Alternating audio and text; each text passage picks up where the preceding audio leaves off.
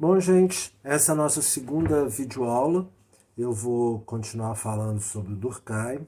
Na primeira videoaula, vocês devem estar lembrados, eu discuti a contribuição que o Durkheim deu para o nascimento da sociologia, digamos assim, né? Ele define o objeto da sociologia como sendo os fatos sociais, que seriam externos e coercitivos em relação aos indivíduos, e afirma que os fatos sociais deveriam ser tratados como coisas. Ou seja, o sociólogo não devia ficar simplesmente dando sua opinião ou discutindo o que é certo ou errado. Ele deveria, num primeiro momento, analisar a realidade da forma mais objetiva possível, como fazem os cientistas das outras áreas do conhecimento. Nós vimos também que o Durkheim ele define a educação como um fato social. Quer dizer, a educação não seria algo criado livremente por um indivíduo isolado.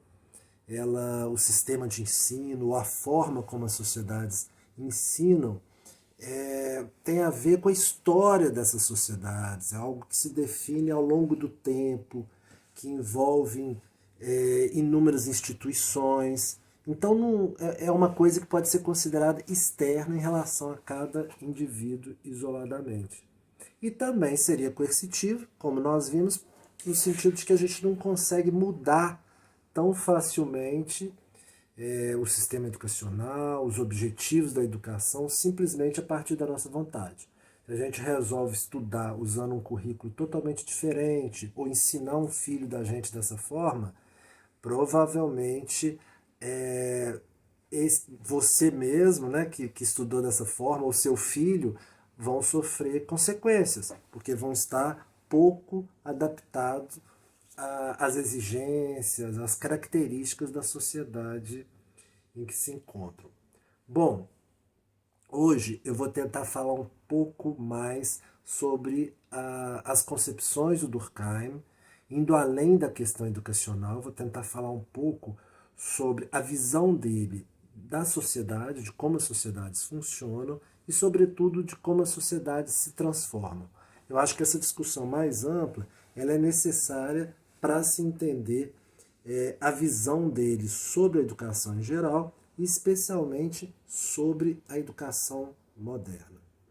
Bom, quando a gente fala de um autor, gente, às vezes uma boa forma de entender o raciocínio dele é tentando descobrir qual que é a angústia fundamental que ele tem, o que o incomoda, o que ele está tentando entender pesquisando o que ele está pesquisando. No caso do Durkheim, parece que há uma questão central. O tempo todo, o interesse dele é entender o seguinte: como a ordem social é possível? Como que as sociedades existem? Como que as pessoas convivem de uma forma minimamente harmoniosa, né? Sem caírem numa guerra constante de todos contra todos? Como que é possível uma certa estabilidade na sociedade? Com regras, padrões de comportamento, padrões culturais, todo mundo seguindo mais ou menos os padrões da sociedade. Como que isso é possível? Essa questão se apresenta para ele por várias razões. Ela é uma questão prática, diz respeito ao contexto em que ele estava vivendo na França especificamente, como a gente também já discutiu no vídeo anterior. A França vivia muita instabilidade social e política desde a Revolução Francesa, alguns momentos melhor, alguns momentos pior, mas sempre com muita turbulência. E no período do Durkheim, já no final do século XIX, início do século XX, você tinha a chamada Terceira República, que lançava uma certa esperança, havia uma reorganização da sociedade em bases democráticas, e o Durkheim estava até otimista com isso. Mas, de um modo geral, o que o Durkheim viu foi muita instabilidade, muito conflito, muita insegurança de todos os tipos, né? E ele então reflete sobre isso. Não apenas em função do caso francês, mas é uma questão mais ampla, né? ele está pensando em todas as transformações que as sociedades viveram a partir da Revolução Francesa, a partir da Revolução Industrial, com o processo de urbanização, com o processo de crescimento das sociedades, né? Então há transformações muito profundas que tornam a sociedade ainda mais instável, e a questão do Durkheim o tempo todo é essa. Como as sociedades em geral existem, como a ordem social se mantém, e especificamente na modernidade, como é possível a manutenção da ordem social em sociedades que se transformaram tanto, onde, nós vamos discutir isso com mais detalhes, a diferenciação social se ampliou, as desigualdades cresceram, uma série de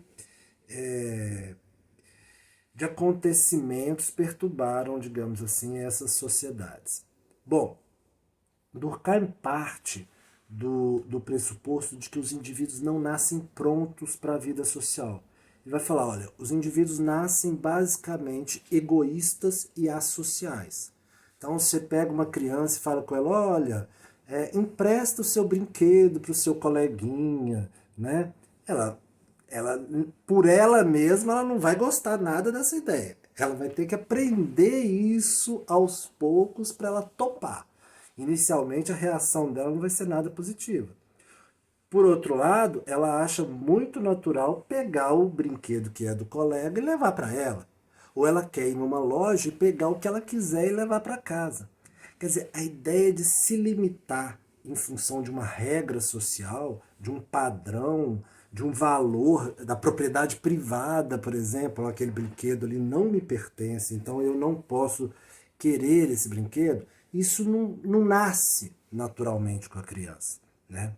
Da mesma forma, ela não nasceria disposta a seguir as regras de higiene, ela não seria disposta a respeitar os mais velhos, a respeitar pai e mãe, a seguir nada. Quer dizer, o Durkheim vai nos dizer que se a ordem social existe, é basicamente porque as sociedades preparam os indivíduos que acabaram de nascer egoístas e associais de acordo com os padrões sociais, com as maneiras de pensar, sentir, agir já estabelecidas naquela sociedade. Digamos que cada sociedade tenta criar a nova geração à sua imagem e semelhança, tenta se perpetuar por meio dos novos indivíduos. E é na medida em que ela é bem sucedida nisso que ela consegue se manter. Então ele vai dizer, cada sociedade tem um ideal diferente de homem, tem um projeto diferente de homem, digamos assim, que tem a ver com as suas características econômicas, com o seu tamanho, com a sua situação, por exemplo, de guerra ou de paz, uma série de características, e isso tudo acaba se traduzindo em termos de um projeto educacional. As sociedades basicamente formam indivíduos que estejam dispostos a seguir seus valores mais gerais e também que estejam preparados para ocuparem as posições específicas dessa sociedade. Por isso que o Durkheim fala de uma educação una e múltipla. A educação, por um lado, prepararia todos os indivíduos da sociedade, né? Transmitiria para todos os indivíduos da sociedade os valores e os padrões de comportamento básicos necessários para a convivência naquela sociedade, e, ao mesmo tempo, ela prepararia cada conjunto de indivíduos para funções específicas que eles vão cumprir na sociedade. Então, os exemplos que ele dá são múltiplos. Ele fala, por exemplo, uma sociedade de castas, né? Todo mundo vai ter uma formação religiosa comum, vai aprender a mesma língua, por exemplo, mas cada um, segundo a sua casta, vai aprender maneiras de pensar, sentir, agir específicas. Se a gente pegar, no caso, na nossa sociedade, você vai ter diferenças profundas em função do tipo de profissão. Para cada profissão, seriam necessários conhecimentos, valores, formas de comportamento diferentes, e a educação também prepararia os indivíduos para ocuparem essas funções diferenciadas. Bom, mas voltando ao problema da ordem, que eu falei que é o problema central do Durkheim. Antes dele, inclusive, outros pensadores já tinham se colocado esse problema. Vocês já devem ter ouvido falar dos contratualistas, né? O mais famoso deles é o Hobbes, que basicamente falava o seguinte: olha, os indivíduos viviam num estado de natureza, onde não havia regras estabelecidas e onde basicamente prevalecia a luta de todos contra todos, o mais forte dominando os demais, mas em algum momento os indivíduos abriram mão de parte da sua liberdade e constituíram um soberano, um poder soberano, que passou a partir de então a organizar a vida social. Ou seja, a vida social teria sido criada deliberadamente a partir de um acordo estabelecido por indivíduos isolados. Durkheim fala o seguinte: primeiro que os indivíduos nunca viveram isoladamente, assim, nesse estado de natureza. Eles sempre viveram em grupos e dentro dos seus grupos aprenderam padrões, regras, valores, maneiras de pensar que permitiam o convívio social. Se eles vivessem isolados, assim, nesse estado de natureza, eles jamais chegariam sequer a entrar em acordo. Cada um falaria uma língua diferente, cada um não confiaria no outro para fazer essa negociação. Os mais fortes não teriam interesse algum de abrir mão em nome do bem coletivo. Então a vida social não seria possível. Ela não teria como criar sociedade a partir do acordo de indivíduos. Na verdade, o que acontece é que os indivíduos são criados já segundo os padrões das sociedades onde eles nasceram. Bom, então, para se entender, para responder à sua questão, o Durkheim vai dizer basicamente isso, que a sociedade existe porque os indivíduos aprendem desde cedo a seguir os seus padrões e, mais do que isso, a respeitar, a valorizar esses padrões, a se identificar com aquilo. Tem uma coisa que eu sempre chamo atenção, quer dizer, alguém que é socializado numa determinada religião, né, que aprende os valores daquela religião, ele não aprende isso como algo simplesmente externo, algo que é um conhecimento ali frio sobre alguma coisa. Não, ele interioriza aquilo, ele internaliza aquilo. Aquilo passa a ser a maneira dele ver o mundo. Os valores que eram da sociedade passam a ser dele, são incorporados. Então, a partir de uma certa altura, ninguém precisa de ficar atrás dele falando: olha, siga os preceitos da sua religião, olha, Jesus merece respeito. Não, se ele foi bem socializado no cristianismo, por exemplo, ele vai sentir respeito por Jesus automaticamente, uma coisa que já faz parte dele. Então, se nas sociedades os indivíduos são bem socializados, elas funcionam mesmo sem precisar de uma vigilância constante, da imposição da polícia ou da lei o tempo todo. As sociedades funcionariam principalmente em função do respeito moral que elas inspirariam nos indivíduos. As pessoas aprenderiam a respeitar algumas coisas que fariam com que elas se comportassem adequadamente. Só para dar um exemplo rápido, por exemplo, as pessoas não roubam, não é simplesmente porque podem ser presas.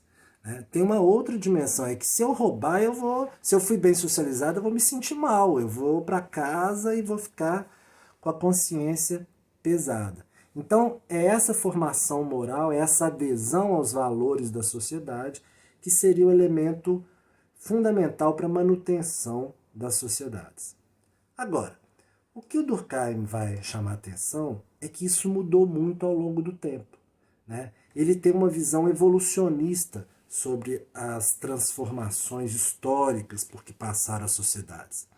Ele acredita que, assim como nos organismos vivos, você partiu lá de organismos unicelulares, organismos muito simples, até chegar nos grandes mamíferos, a mesma coisa teria acontecido nas sociedades.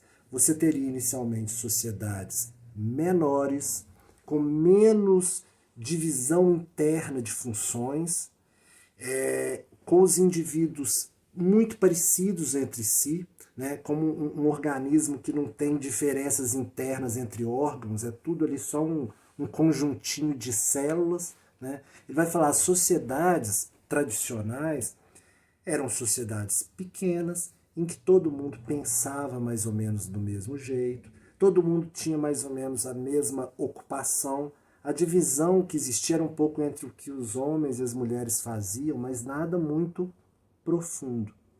À medida que essas sociedades foram crescendo e foram tendo contato com outras pequenas sociedades, foram se fundindo, foi aumentando também, foi melhorando os meios de transporte, de comunicação, então foram surgindo sociedades mais amplas.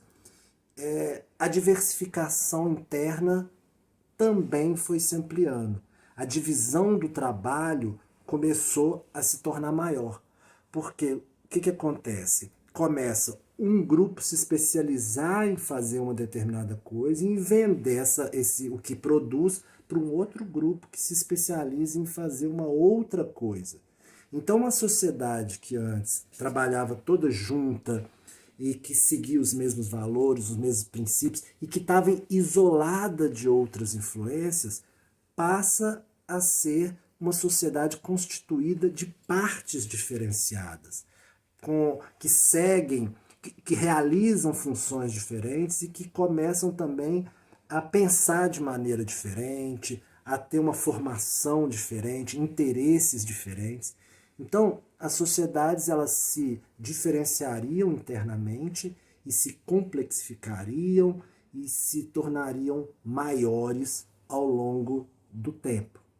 E o que isso tem? Qual que é o problema disso? O problema disso é que nas sociedades tradicionais era mais fácil a ordem social se estabelecer. Como todo mundo pensava juntos, todo mundo tinha os mesmos sentimentos, os mesmos comportamentos, vocês podem pensar uma pequena, uma aldeia indígena isolada, ou mesmo uma pequena comunidade rural há 100 anos atrás, né? Todo mundo seguia a mesma religião, todo mundo fazia mais ou menos as mesmas coisas, tinha geralmente uma fofoqueira que vigiava todo mundo para ver se realmente estava todo mundo na linha. Né? Então a sociedade se mantinha unida a partir da identificação de todos os indivíduos com o que o Durkheim chama de consciência coletiva. As consciências individuais se identificariam, coincidiriam quase com a consciência coletiva. A partir do momento em que a sociedade se diversifica, que há uma divisão maior do trabalho e, além de tudo, uma divisão em termos das maneiras de pensar, sentir e agir, a unidade da sociedade se torna muito mais complicada. A coesão social se torna muito mais insegura, digamos assim. É mais difícil manter juntos uma série de partes desiguais. Né? Então, o Durkheim diz o seguinte, nas sociedades tradicionais prevalecia um certo tipo de solidariedade, que ele vai chamar de solidariedade mecânica, que era baseada na aproximação dos semelhantes. Nas sociedades modernas, ele é até otimista, ele vai falar assim, ó, é possível sim um novo tipo de solidariedade, que ele vai chamar de solidariedade orgânica. Seria como a solidariedade que existe entre os órgãos de um corpo humano, por exemplo. Cada um desempenha funções diferentes, cada um tem características diferentes, mas todos cooperam pelo bem comum do organismo. Né? Então, sei lá, o coração bombeia o sangue para todos os outros órgãos, o cérebro comanda lá de cima, os olhos coletam informações que são passadas para o cérebro, enfim, a pele protege esse organismo todo. Vocês veem que é um organismo complexo, diferenciado, mas há solidariedade. O Durkheim, ele acreditava, ele sempre foi otimista nesse aspecto, que a divisão do trabalho, a diferenciação da sociedade não significava necessariamente fragmentação, caos social. A sociedade não estava necessariamente se dissolvendo. No entanto, era isso que ele próprio observava e seus contemporâneos. Ele via era conflito, briga de interesses, quase aquela guerra de todos contra todos que o Hobbes dizia que existia lá no estado de natureza. Quer dizer, na época dele, você tinha todo tipo de conflito, insegurança e problemas sociais. Era o caos social estava em grande medida instalado no final do século XIX. Por que aconteceria isso? O Durkheim vai dizer que é porque existe uma crise moral. Os valores antigos da sociedade se perderam, aquilo que unia os indivíduos se perdeu, e os novos valores ainda não estão suficientemente consolidados. O valor principal que ele acreditava que viria a ser o principal valor moral a reorganizar a sociedade seria o do respeito à pessoa humana, o que ele vai chamar de individualismo moral. Ele vai dizer que as sociedades modernas, ao mesmo tempo que com o seu surgimento apareceram uma série de problemas, apareceu também um antídoto, digamos assim. Aos poucos foi surgindo algo que não existia em sociedades anteriores, que é o respeito à diferença, é o respeito à liberdade e à igualdade dos indivíduos. A ideia de que, por exemplo, todos os cidadãos são iguais perante a lei. Na hora de votar, não interessa se você é rico ou pobre, se você é negro, branco, se você é homem ou mulher, todos são um voto nas eleições. Da mesma forma, ele nota que cada vez nós temos uma sensibilidade maior para as injustiças sociais. Coisas que antes passavam tranquilamente, desapercebidas, né, hoje causam, no mínimo, indignação. Cada vez mais, qualquer forma de preconceito, de discriminação, de qualquer coisa que diminua a dignidade humana nos causaria revolta. Então, o Durkheim vai dizer o seguinte: para que a divisão social do trabalho gere solidariedade, gere uma certa harmonia social, ela tem que vir junto com o fortalecimento desse valor moral que é o da pessoa humana, o que ele vai chamar de individualismo moral. O que uma coisa tem a ver com outra? Ele vai dizer o seguinte: primeiro, que para que a divisão do trabalho gere solidariedade entre as partes, como os órgãos que trabalham juntos pelo todo do organismo, é preciso que haja uma regulamentação clara sobre o que cada parte vai fazer e como ela vai se relacionar com a outra parte. Por exemplo, no nosso organismo está muito claro o que cada órgão tem que mandar para o outro, qual que vai receber sangue, que vai enviar para o outro, sei lá, a urina que vai passar para o outro órgão, que vai ser filtrada no outro, os hormônios que um gera, que vão ser mandados para o outro, que vai produzir. Essa divisão toda está bem estabelecida. Ele vai falar, a relação entre as partes na sociedade moderna não está bem estabelecida. Né? Há todo tipo de abuso. Há disputas entre empresários de um mesmo ramo, há uma relação trabalhador-empregado totalmente desregulamentada, onde também há uma série de abusos. Então, um primeiro passo para que a sociedade moderna se reorganize em bases solidárias seria organizar a relação entre as partes, regulamentar. Ele está falando de leis trabalhistas, leis que regulamentem a produção dos vários bens, a comercialização dos vários bens, como que vai ser a propriedade privada, o direito, né? Todas as regras jurídicas, tudo isso precisaria existir para que uma sociedade complexa, funcionasse de forma harmônica. Mas ele vai dizer, não bastam que existam novas leis ou que isso seja regulamentado. É preciso que a regulamentação seja feita de uma forma que seja vista como justa, como adequada à dignidade da pessoa humana. Por exemplo, não adianta simplesmente estabelecer uma regra, uma lei trabalhista, né, que a pessoa, olha, a partir de agora vai ser tudo maravilhoso, você vai só trabalhar 60 horas por semana e tal, e você vai ter até um salário mínimo e tal. Não, tem que ser uma regulamentação que garanta a dignidade do ser humano, que seja um número de horas que permita que ele também descanse, que ele também cuide da família, que ele também estude eventualmente, né? Quer dizer, não basta existir uma regra, mas teria que ser uma regra que seja adequada do ponto de vista daquilo que eu estava dizendo, do individualismo moral, do valor da pessoa humana, do respeito à pessoa humana.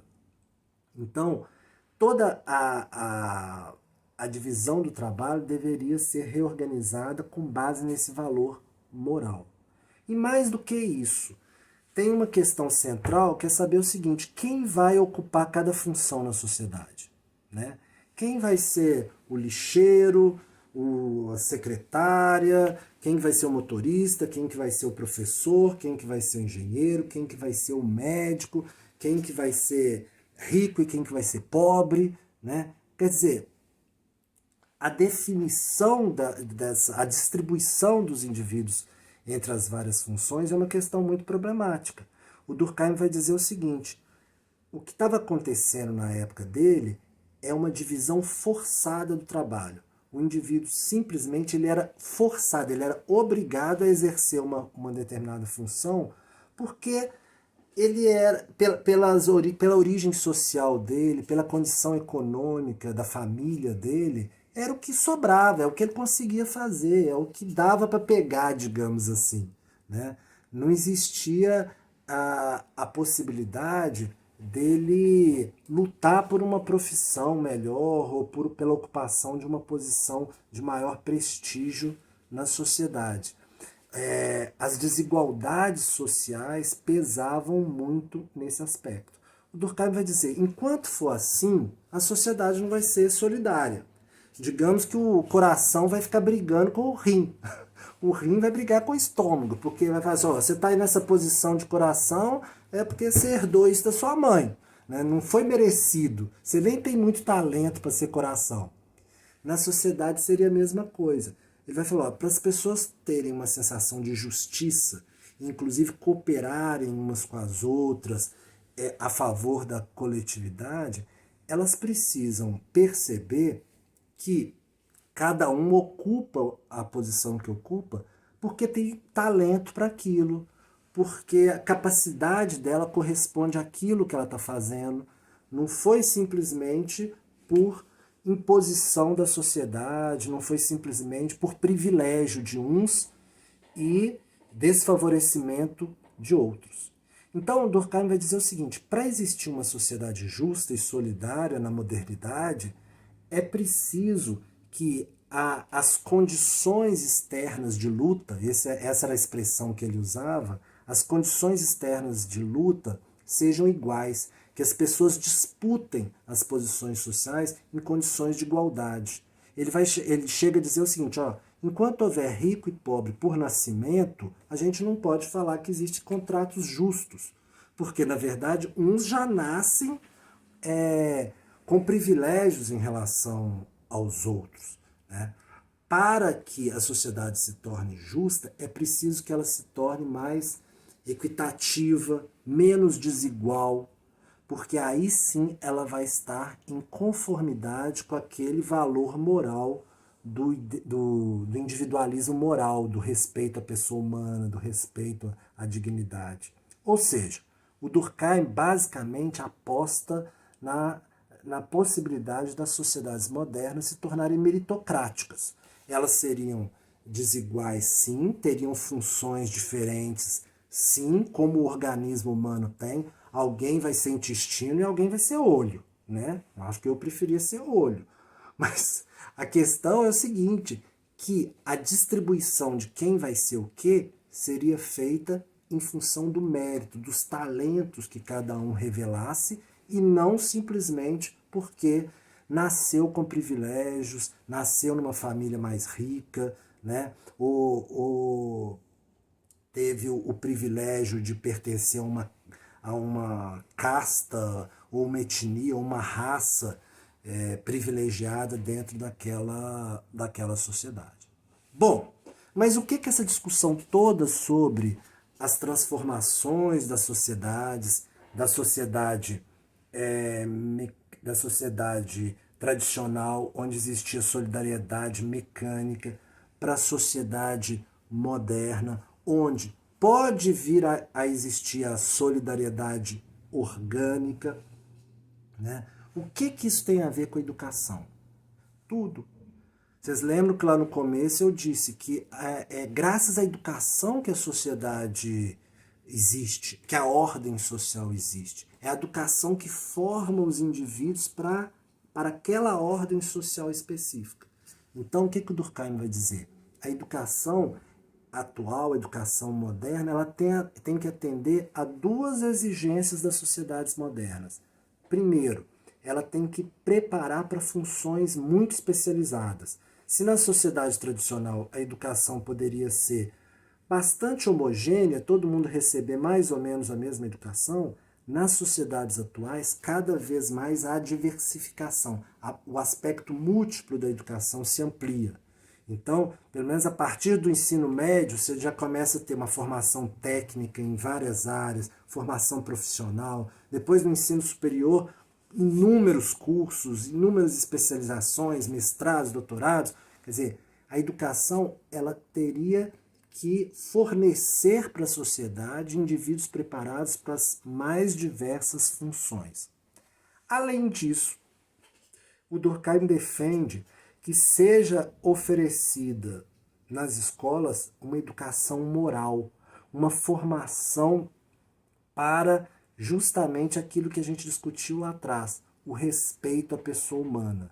Ele acredita que sim, o único valor que pode unir todos os indivíduos na sociedade moderna é justamente esse respeito à pessoa humana que começou a emergir mais ou menos naturalmente, que está lá na Declaração dos Direitos Humanos, que se apresenta hoje, nos nossos dias, por exemplo, na luta pela defesa dos direitos de todas as minorias, pelo respeito a todos os grupos étnicos, pelo respeito às mulheres, pelo respeito... Isso tudo teria a ver com esse individualismo moral. E o Durkheim vai falar, ele deveria ser ensinado nas escolas. Ele não poderia ser deixado simplesmente a cargo das famílias. Porque você pode ter uma família, por exemplo, que não segue esses valores. Uma família que estimula o preconceito, a discriminação, que ensina isso em casa.